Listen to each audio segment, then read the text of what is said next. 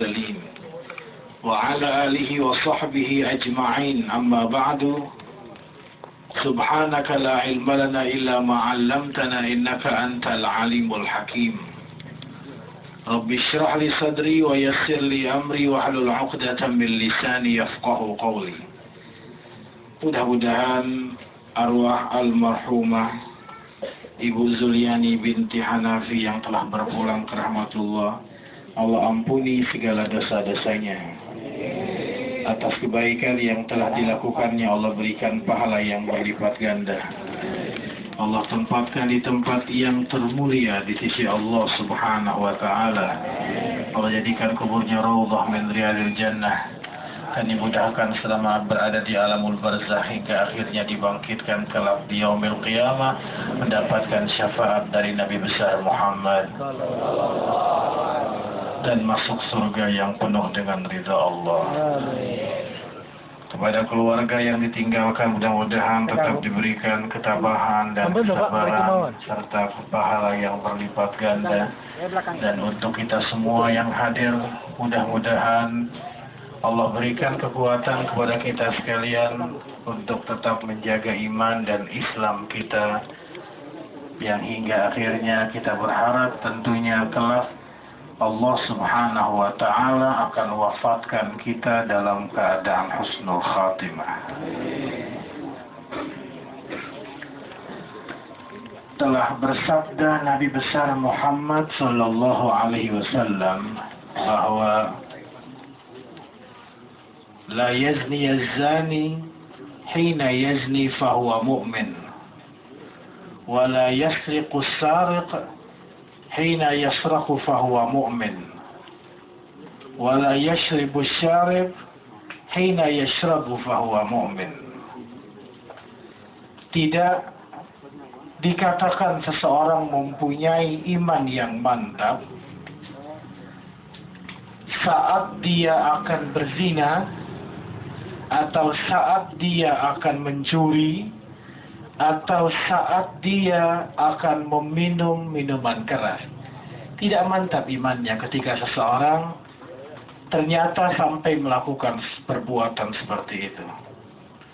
Dan biasanya tidak akan pernah terjadi. La yazni az-zani hina yazni fahuwa mu'min. Tidak akan pernah akan terjadi perbuatan zina bagi orang yang ingin melakukannya, walaupun cuma tinggal sejengkal sekalipun. Jarak antara dirinya dengan perbuatan zina cuma tinggal sejengkal, artinya begitu sangat dekat. Jarak antara dirinya dengan dosa yang akan dilakukan, jaraknya begitu sangat dekat, cuma tinggal satu jengkal. Tapi jika saat itu imannya muncul dalam dirinya, ingatannya kepada Allah datang sempurna pada dirinya, ingatannya tentang rukun-rukun iman ada pada dirinya, yaitu percaya salah satunya dengan keberadaan malaikat raqib atid yang tugas mereka adalah mencatat apa yang dilakukan oleh setiap manusia, maka perbuatan dosa yang akan dilakukannya akan terlepas dari dirinya. Dia tidak akan jadi melakukannya.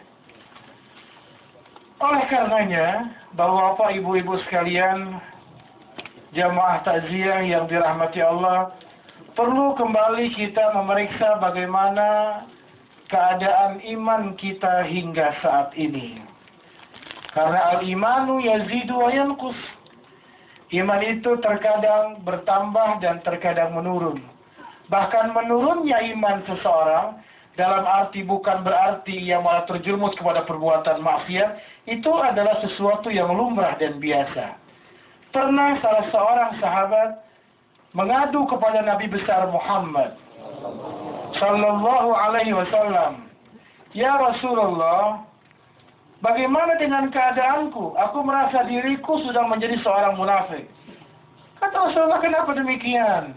Ya. Ketika aku berkumpul, ada di tengah-tengah engkau, ada di majelis engkau, terasa begitu sangat khusyuk, surga seakan-akan ada di depan mata, neraka seakan-akan ada di depan mata. Tapi ketika kami kumpul pulang ke rumah, kumpul sama anak, kumpul sama keluarga, terasa hambar biasa lagi, perasaan itu hilang. Saya merasa diri saya sudah melakukan perbuatan kemunafikan. Apa kata Rasulullah SAW? Itu perasaan yang wajar. Karena jika seandainya perasaanmu di rumah dengan perasaanmu sama, seperti dengan perasaanmu bersamaku di tengah-tengahku, maka engkau pasti akan mendapatkan malaikat bersalaman dengan engkau. Tapi hal itu tidak mungkin terjadi, kecuali apa yang pernah dialami oleh Nabi besar Muhammad. Oleh karenanya, Bapak, Ibu-ibu sekalian, jamaah yang dirahmati Allah, turunnya iman seseorang, bahkan lunturnya iman seseorang, disebabkan lalainya dia dari Allah Subhanahu wa Ta'ala. Disebabkan dirinya lalai dari apa yang sudah dijanjikan oleh Allah Subhanahu wa Ta'ala. Baik dari ancaman-ancaman bagi orang yang melakukan perbuatan dosa, ataupun janji-janji yang Allah sediakan bagi orang yang melakukan perbuatan baik. Adakah kita mengingat, atau bahkan mungkin kita tidak pernah tahu, apa yang mungkin selama ini sering kita baca? A'udzubillahi minasyaitonirrajim. Wailul likulli humazatil lumazah alladzi jama'a malahu 'addada yahsabu anna malahu akhlada kalla la yumbazanna fil hutama wama adraka mal hutama narullahil muqada allati tattali'u 'ala al-af'ida innaha 'alaihim mu'sada fi 'amadin mumaddada. Adakah di antara kaum muslimin yang mengerti dan tahu isi kandungan ayat tersebut, atau bahkan mungkin ada di antara kita tidak hafal surat tersebut? Kalau diperiksa, berapa persen yang tidak hafal?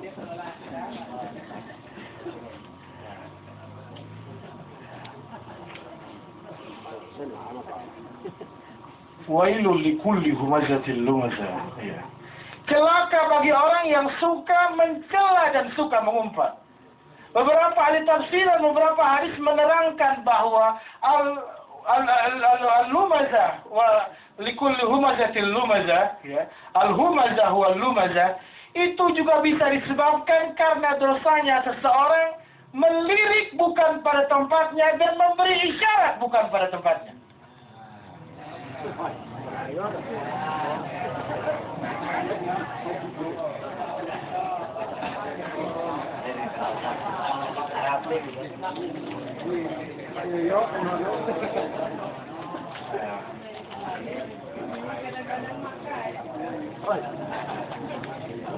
Tapi jangan pernah menyangka lirikan itu hanya terjadi laki-laki melirik perempuan. Bukan cuma terjadi juga perempuan melirik laki-laki. Tetapi, lirikan yang seperti apa lagi yang dilarang oleh Islam?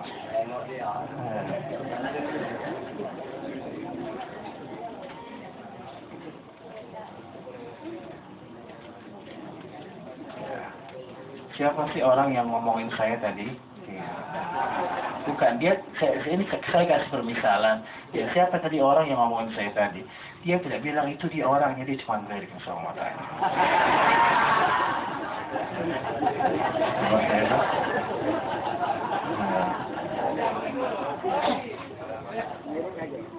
Atau dia ngasih isyarat sama jarinya. Hanya dengan lirikan dan isyarat jari yang terlihat sederhana, tapi akan menyebabkan dia layun bazanna fil hutama. Dia bukan akan dipersilahkan atau akan digiring atau akan diseret masuk ke dalam neraka. Kalau mungkin dipersilahkan atau mungkin digiring atau mungkin diseret masih mending, tapi nanti dia akan dilemparkan masuk ke dalam neraka.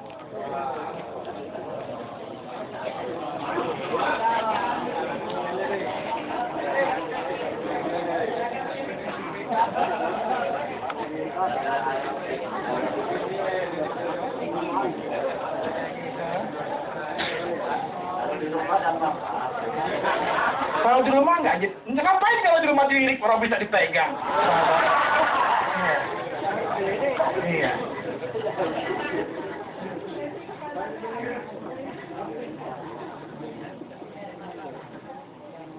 Jangan lirik-lirik ya. Itu hanya sebab apa? Sebab melirik, ya. Dan sebab isyarat jari yang bukan pada tempatnya. Sesuatu yang kelihatannya sederhana, tapi mendatangkan murka Allah yang begitu sangat luar biasa. Jika seandainya seseorang mengingat hal tersebut di saat dia ingin melakukan perbuatan dosa, maka tentunya pasti ia akan terhindar dan terbebas. Artinya tidak jadi dia melakukan perbuatan dosa tersebut. Kelalaian kita dan ketidaktahuan kita akan janji-janji Allah itulah yang menyebabkan seseorang mengantuk di dalam berzikir atau di dalam membaca Al-Quran. Ya.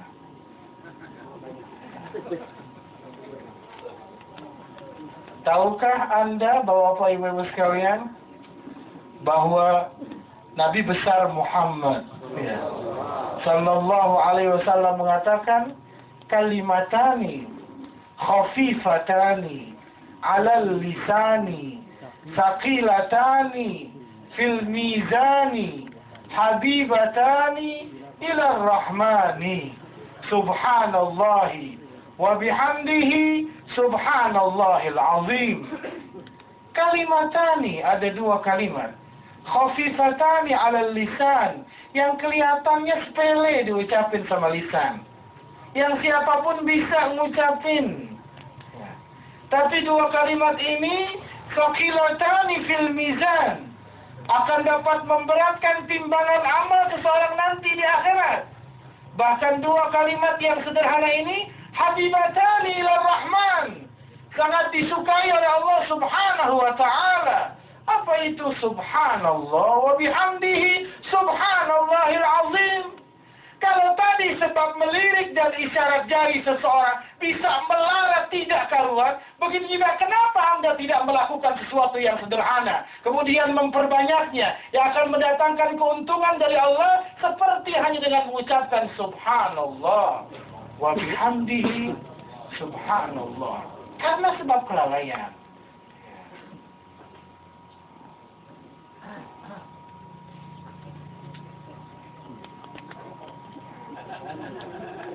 Kenapa? Kelalaian. Jadi,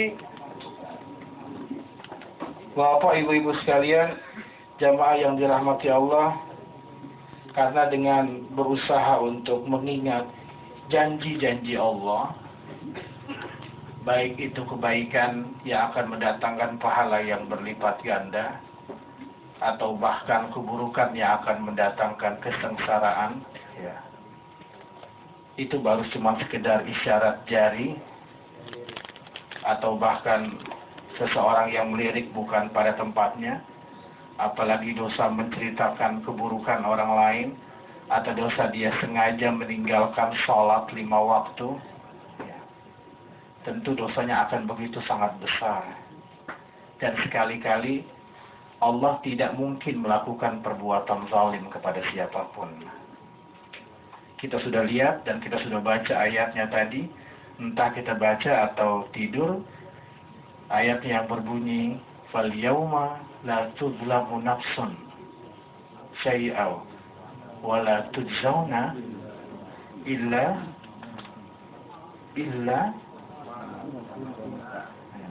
yang jauh cuma sedikit, ya.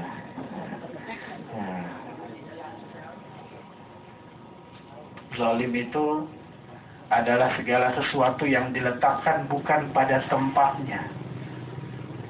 Orang yang tidur bukan pada tempatnya, itu zalim. Orang yang makan bukan pada tempatnya, itu zalim. Orang yang merokok bukan pada tempatnya, itu juga zalim.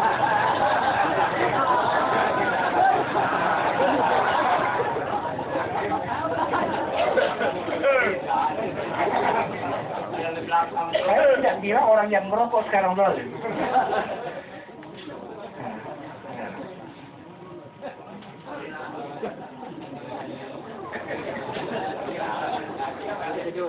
Kalau model kita, Bapak Ibu, kalau saat ini yang ada di Bapak Ibu saat ini sedang ada di dalam perut ikan besar, ya, seperti yang pernah terjadi pada Nabi Yunus alaihissalam.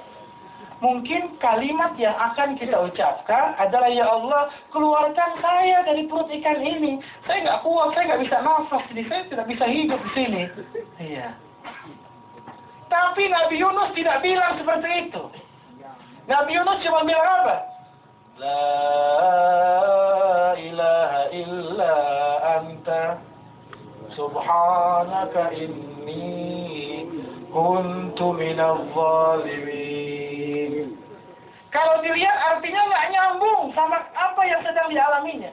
Dia cuma bilang apa? La ilaha illa anta. Tidak ada Tuhan selain Engkau. Inni kuntu minadh zalimin. Sesungguhnya aku ngaku, aku ini termasuk orang yang telah melakukan perbuatan zalim. Dia tidak minta. Dia tidak berdoa untuk dikeluarkan. Tapi ketika Allah menyebutkan Nabi Allah Yunus, dalam mengucapkan kalimat sederhana tersebut, Allah bilang apa? Fastajabna lahu wa najjaynahu minal gham wa kadzalika nunjil mu'minin. Maka hanya dengan kalimat sederhana itu Allah selamatkan Nabi Allah Yunus dari kegelapan, dan Allah selamatkan siapa saja dari kaum mukmin yang mau memakai kalimat itu.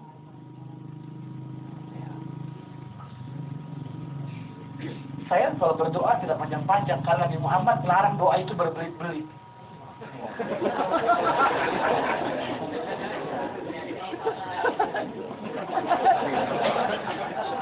Ya Allah, Engkau yang mengasihi. Ya, pada hari ini kami berkumpul di tempat yang suasana sejuk seperti ini, hujan turun. Ya. Kenapa tidak bilang, ya Allah, saya minta ini kabulkan? Bahkan, Bapak Ibu sekalian, ya, karena ada sekian banyak kalimat doa yang sebenarnya dilarang oleh Nabi Muhammad Shallallahu Alaihi Wasallam, atau bahkan sangat dibenci oleh Allah dan Rasulnya.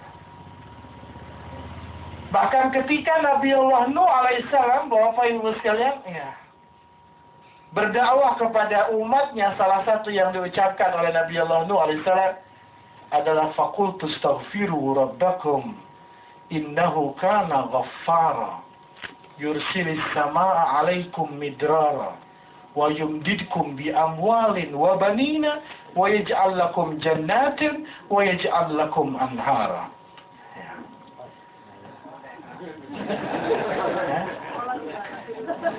Saya kesian sama Pak Haji Mulyani, jauh, paling jauh dia.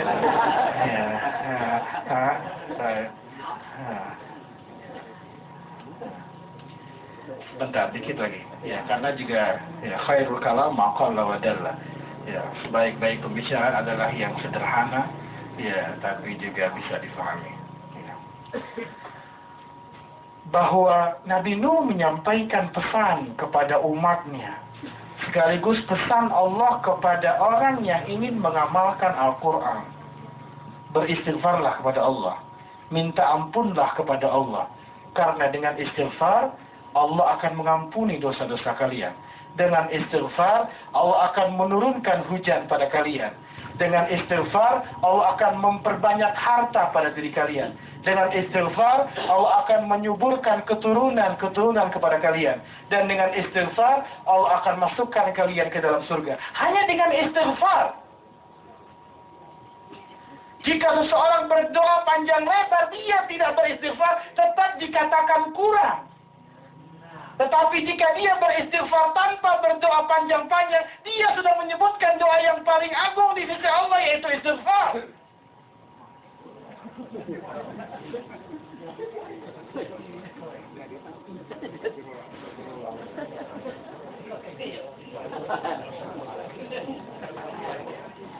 Pada asal mulanya, kalau kita tidak berdoa, Allah sudah ngerti maksud kita. Tapi dengan berdoa menjadikan kita mulia di sisi Allah. La tas'alanna bani Adam hajatan was'alil ladzi abwabuhu la tuhjabu. Allahu yaghdabu in tarakta su'alahu. Wa bani Adam hina yus'alu yaghdabu. Kamu tidak perlu sering-sering minta sama orang. Ya. Kecuali dalam keadaan mendesak. Bahkan orang yang sering minta sama orang, itu adalah akhlak yang tercela. Bahkan yang lebih tercela, kata Rasulullah, adalah man'an wahad. Dia mampu, dia kaya, tapi pelit. Tapi waktu ada pembagian beras gratis, dia ngaku jadi orang miskin. Ada Pak Kades. Ada yang ngaku seperti itu Pak Kades. Pak Kades, kok nama saya tidak ada? Saya kan warga Bapak. Ya. Si Pak Kades jawabnya, kamu nggak ingat motor kamu di rumah itu berapa? Ya.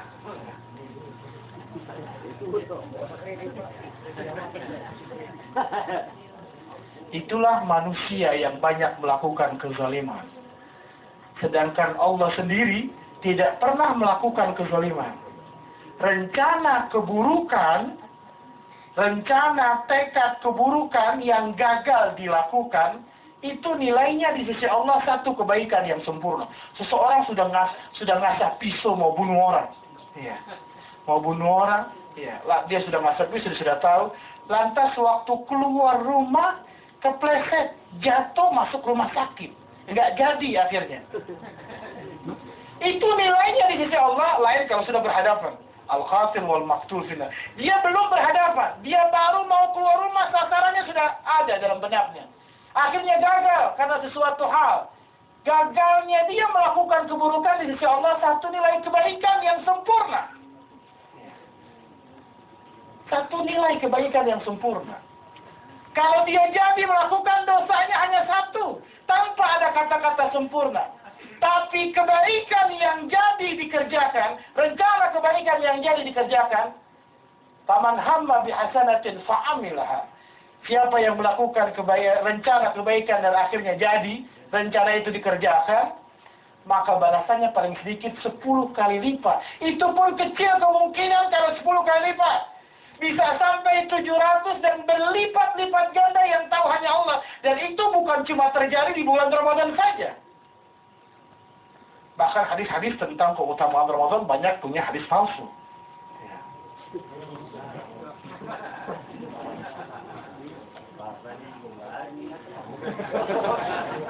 Tapi minggu itu kalau tidak disebut orangnya tidak jadi masalah. Ya.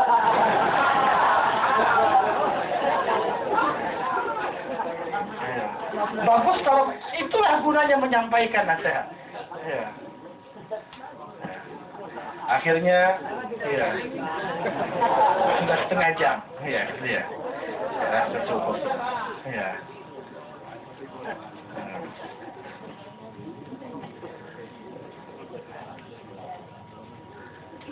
Akhirnya mari bersama-sama kita ingat satu doa yang begitu luar biasa. Doanya Nabiullah Adam alaihissalam.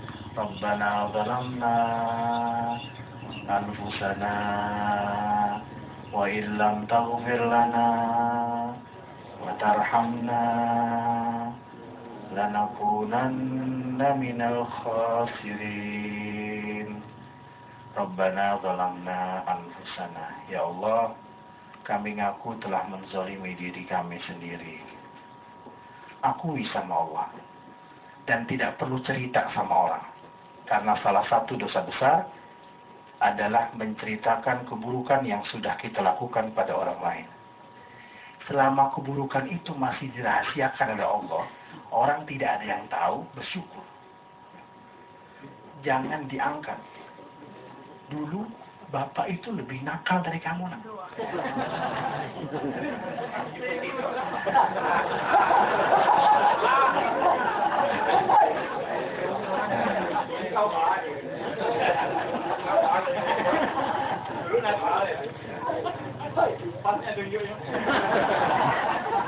Saya tidak menjawab seorang.